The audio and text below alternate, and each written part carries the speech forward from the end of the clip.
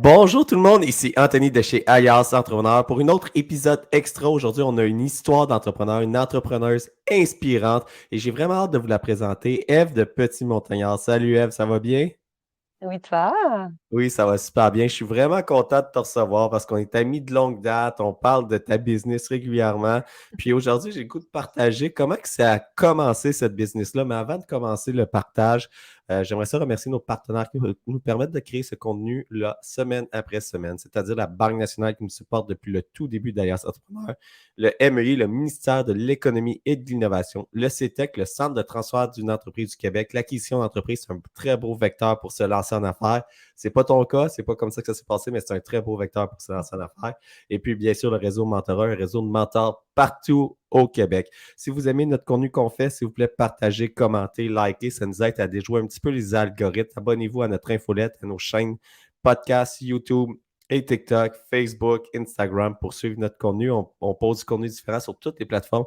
Alors, ça nous fait plaisir de vous suivre. Vous avez des idées d'invités? Partagez-moi-les sur LinkedIn. Mais là, aujourd'hui, c'est très rapide comme entrevue. C'est des entreprises, c'est des entrevues histoires, c'est des histoires d'entrepreneurs. Alors, ça va durer environ 10 minutes, 12 minutes. Alors, je vais aller dans le vif du sujet. Ève, peux-tu me dire comment t'es venue l'idée de Petit Montagnard, une compagnie de polar et d'articles de plein air? Et puis, c'est parti, là, vraiment dans ton congé de maternité, mais explique-moi Mhm. comment que l'idée t'est venue puis comment tu t'es lancé. En fait, je suis une fille très créative depuis toujours, donc j'aime créer de mes mains.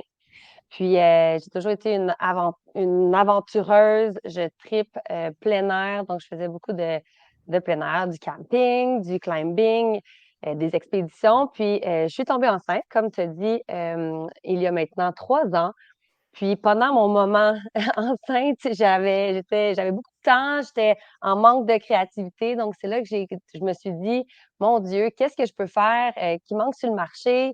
Puis c'est lorsque j'ai donné vraiment naissance à Léonore que j'ai réalisé que sur le marché, présentement, il manquait des items pour enfants de plein air, donc des vêtements qui apportaient quand même un mélange entre le fashion et l'utile, donc pour être au chaud dans nos aventures. Donc, c'est vraiment à ce moment-là que j'ai décidé de me lancer dans les vêtements de plein air.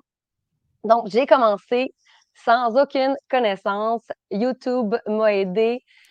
Toi, comme je l'ai dit, on est vraiment amis, donc j'avais beaucoup de questions pour toi. Puis j'ai débuté à la maison avec ma création de patron. J'ai coupé mon premier tissu, j'ai cousu mon premier, mon premier item pour mon enfant, puis enfilé en aiguille. Donc, en 3 mois, là, Et puis c'est j'ouvrais vraiment mon le cas de le chiffon. dire, de fil en aiguille, parce que c'est vraiment de fil en aiguille, polar après polar, que Petit Ouais. Montagnard est venu. Puis j'aimerais ça qu'on en parle, parce que tu as vu une opportunité où est-ce que tu avais Mhm, commencé à magasiner, puis tu mhm, voyais aucun vêtement qui était parenting, ou je sais pas le terme exact, là, où est-ce que la mère pouvait Twinning. porter le même, le Mhm, twinning. Et puis là, tu t'es dit, puis même pour les enfants, il n'y a pas de vêtements cool. Fait que tu as vraiment vu comme une opportunité de marché, quelque chose qui te manquait, puis tu t'es mhm. dit, ah, je vais commencer à en faire chez moi.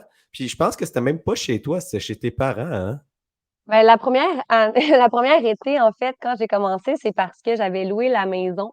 Donc, on était dans notre VR. On est très nomades. Donc là, on se promène partout. Puis, mes parents nous ont accueillis chez eux. Nous, on habitait dans le VR, mais on semi-cohabitait chez eux pendant l'été avant de partir pour un road trip dans l'Ouest canadien. Puis, j'ai amené tout mon stock chez mes parents. Donc, le matin, je me levais, je faisais ma création de produits. Je devais tout ranger avant qu'ils arrivent à 4 heures. Donc, j'avais vraiment comme un- une cédule de cet été vraiment serrée. Donc, c'est comme ça, vraiment, j'ai commencé tout petit, tout petit. Ensuite de ça, mes 3 étages faits par mon projet dans le temps de 6 mois à peu près. Donc, c'était vraiment un apprentissage comme ça. Puis comment que ça s'est fait? Parce que au début, tu le faisais principalement pour toi. Tu t'es pas dit, je commence puis je fais ça pour vendre des milliers de produits. Tu as commencé en disant, ah, il manque quelque chose, je veux le faire pour moi.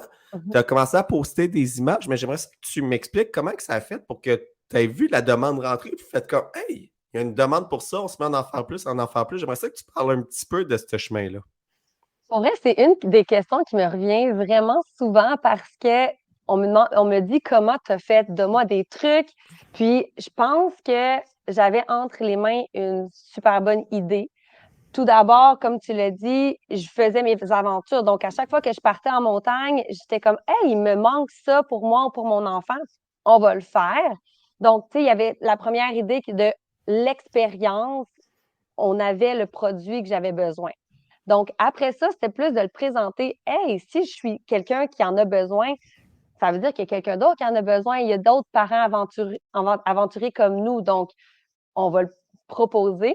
Puis, ce qui a fait vraiment en sorte, je pense, que ça a explosé, c'est un peu la création du produit. Donc, le produit était de qualité, il était beau. Comme je vous l'ai dit, je proposais quelque chose de différent sur le marché. Il était unisexe, donc on pouvait le partager gars et filles. Il était non genré. Les couleurs, on travaille, comme vous voyez, beaucoup de couleurs explosives qui est pour filles et gars.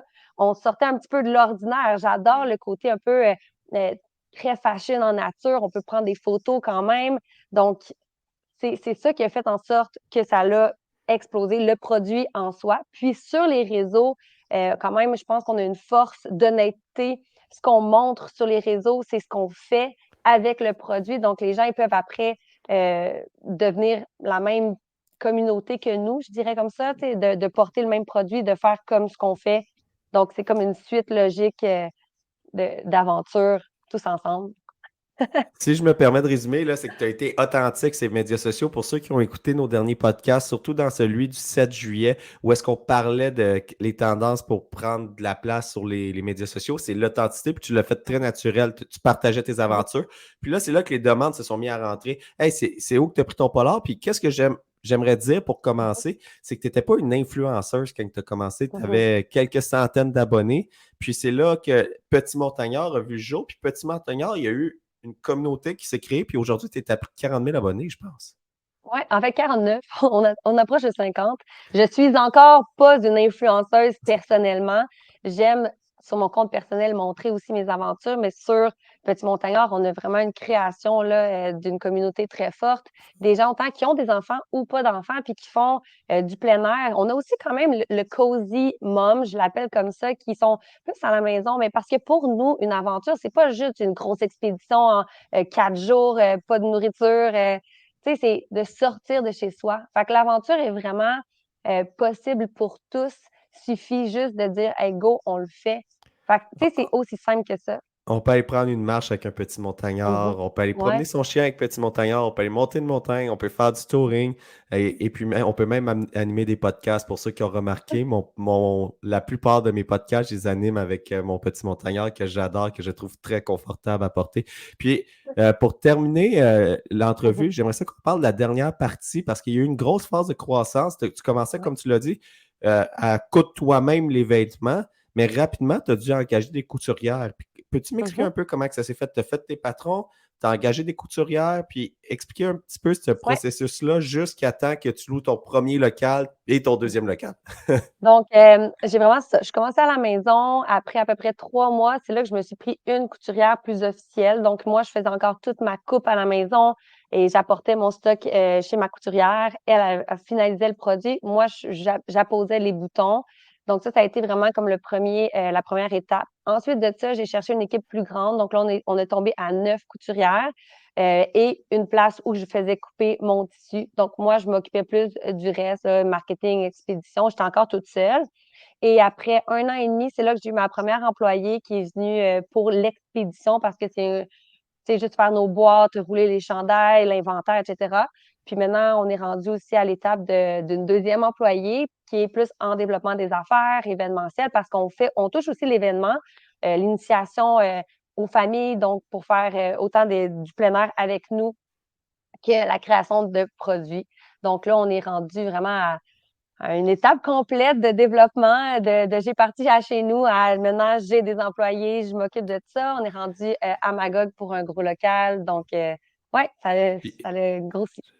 je trouve ça vraiment inspirant. Puis qu'est-ce que je voulais démontrer, puis montrer avec ton histoire, c'est que ça a commencé avec une idée. Tu as fait un premier Mhm. produit, il y a eu une demande, tu as suivi la demande, tu as fait d'autres produits, tu as demandé le feedback. Puis là, tu t'es dit, Mhm. ça serait quoi la suite de ce produit-là? Tu n'as pas resté en faisant seulement des polars. Tu t'es mis à faire des chaises, à faire des hamacs, à faire Puis là, je ne veux pas toutes les nommer parce qu'il y en a 1001 produits, puis j'ai peur d'en oublier. Équipement de plein air. Équipement de plein air. Équipement de plein air, des tucs, tu t'es mis à faire des pantalons de polar, des Mhm. pyjamas un jour, j'espère, pour Mhm. Noël. J'aimerais savoir un pyjama de polar.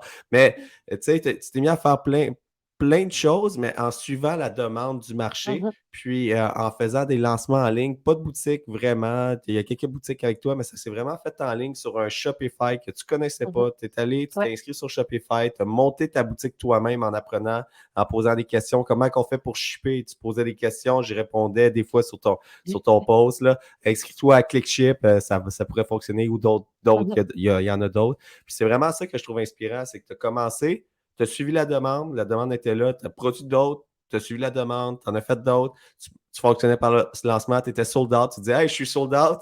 Bonne nouvelle, mais mauvaise nouvelle, ben, c'est quoi que vous voulez pour Notamment. la prochaine collection? On repart, on recommande d'autres tissus, on en En fait, redécoupe c'est d'autres. ça. J'ai toujours bien écouté, tu sais, ma clientèle. Puis je pense que c'est un des points à succès de pas. Des fois, oui, on a des idées qui divergent, mais en soi, écouter ce que les autres veulent, c'est là qui amène vers un très beau succès, dans le fond. Alors, j'adore ton histoire, Eve. Puis pour ceux qui l'ont reconnue, elle est passée dans l'émission Dans l'œil du dragon de la dernière saison. Alors, félicitations pour ton parcours. J'espère que si vous écoutez le podcast, vous dites hey, j'ai le goût de me lancer en affaires, vous n'avez pas besoin de vous lancer à fond de train au départ. Vous pouvez prendre une idée, commencer un manquement, vous allez dans un magasin, vous dites hey, j'aimerais ça avoir ça n'existe pas. Vous partez chez vous, vous le fabriquez, vous le Mhm. mettez sur les médias sociaux, puis il y a peut-être des milliers de personnes qui vont vouloir le prendre. Alors, Exact. merci beaucoup à tous ceux qui l'ont écouté. Si vous avez aimé le podcast, je vous invite à vous abonner au podcast. Merci à nos partenaires, la Banque nationale, le MEI, le ministère de l'Économie et de l'Innovation, le CETEC, le Centre de transfert des entreprises du Québec, le réseau mentorat, un réseau de mentors partout au Québec. Ce podcast est dans la semaine de l'entrepreneuriat. Alors, félicitations à tous les entrepreneurs. Vous êtes un pilier de l'économie du Québec. Moi, je suis un maniaque de l'entrepreneuriat. Alors, on organise des soirées de Noël qui s'en viennent très bientôt, le 6 décembre à Québec et le 13 décembre à Montréal. Je vous invite en très grand nombre pour échanger, partager vos façons de faire, aller chercher des trucs et conseils. On est là, on n'est pas là pour échanger des cartes d'affaires, on est là pour créer une communauté, oser entreprendre. Puis ceux qui ont le goût de se lancer en affaires, vous avez un très bel exemple d'un produit qu'on crée chez soi puis qu'on lance par la suite. Alors, Yes. sur ça, je vous souhaite un excellent week-end, puis on se retrouve en fait demain pour un autre épisode de podcast. Alors, sur ça, bonne fin de journée. Salut.